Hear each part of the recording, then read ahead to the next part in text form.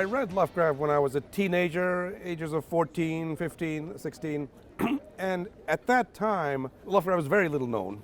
His works were somewhat getting popular in America with paperback editions, but he himself, there was very little information about him. As soon as I read him, I became interested not just in his work, but in the man himself. And I'm not entirely sure why, but from what little I could learn about him, I seem to share some interests or some character traits with Lovecraft. He was a shy person, so was I.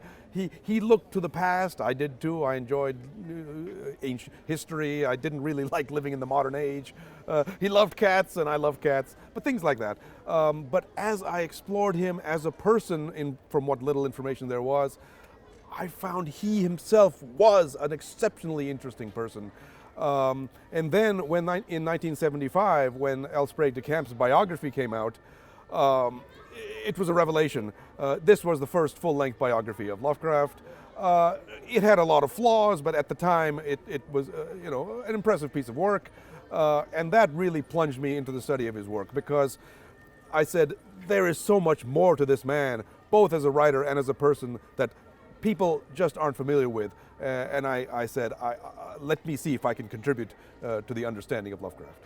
I'll tell you, I attended Brown University in Providence, Rhode Island, not merely because it is indeed a great institution of higher learning. It is what is called an Ivy League school, but it was where Lovecraft lived. He lived in Providence, Rhode Island almost his entire life, and what's more, his papers and manuscripts and books and other things are at the library at Brown University. His executors donated that material to the library. And so I said, if I am really going to study Lovecraft, I have to be there. And luckily, I got into this place. It was hard to get into, but I was accepted. I spent 4 years there, undergraduate degree, and then 2 more years doing a master's thesis. Every time I was not in class, I was at the library looking at manuscripts, looking at publications, looking at copies of Weird Tales magazine that he appeared in. It was a revelation. He was starting to get known more and more. The popularity of his work really began in the very late 1960s into the 70s.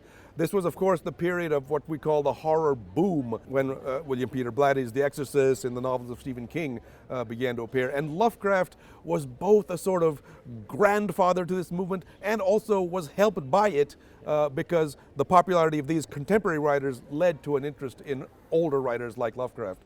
By the time of the 1980s, Lovecraft was quite popular. I like to think that I contributed a little bit to that, because one of the first things I did at university was look at his manuscripts, and I discovered many, many errors in the published texts of Lovecraft. And so I spent years and years correcting these texts, and then I got in touch with Lovecraft's publisher, Arkham House, and said, let's do new editions. Let's do corrected texts of Lovecraft's work. These came out in the 1980s. Ultimately, they were reprinted by many other publishers, translated, and I think that really helped to raise Lovecraft to a new level. It appears that I read the Dunwich horror in an anthology when I was about 14. I can't remember distinctly my impressions. All I can remember is that he portrayed a very strange area of New England. Of course, as an immigrant from India who was settled in the Midwest of the United States, I knew nothing about New England. It was a foreign world to me. But that fascinated me, that this man was so devoted to this part of the world.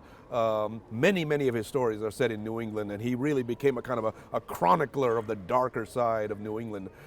One of the first things I did when I went to Brown University in Providence was look up all the sites that he lived in and wrote about in that city, and I began to understand why that part of the world meant so much to him. It was a very long process. The literal writing of the book took about 2 years, from 1993 to 1995, but I had been studying Lovecraft really since the mid-1970s, and all those years of research eventually worked their way into that book. The fact of the matter is that I was actually hoping somebody else would write this biography, because it's a huge undertaking. Previously, I had been interested mostly in his work. I found the man interesting, but I wanted somebody else to do the big, because by this time, the De Camp biography had been shown to be very flawed. It needed to be redone. But eventually I discovered there really was nobody else out there who would do the work. So I said, all right, I'll devote years of my time to this research and writing, and it took 2 full years. I did not realize it would become quite as big as it was. I thought it would be 200,000 or 300,000 words, and it ended up being 500,000 words, which is an enormous book.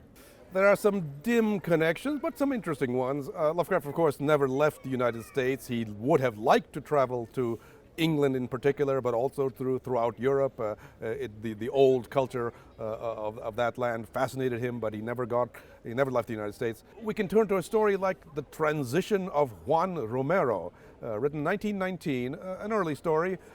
It is set in Mexico, and Lovecraft has a few Spanish words in there. Not a bad story at all. Lovecraft did know a little Spanish, not much, but a little. He could get by in Spanish. Then, even more interestingly, in 1927, right around Halloween, he was reading Virgil's Aeneid in English, and then he had a dream of being back in ancient Roman times, not in Rome, but in Hispania, the province of Roman Spain. He set the story in the Roman town of Taraco, which is Tarragona, and this dream apparently went on for days.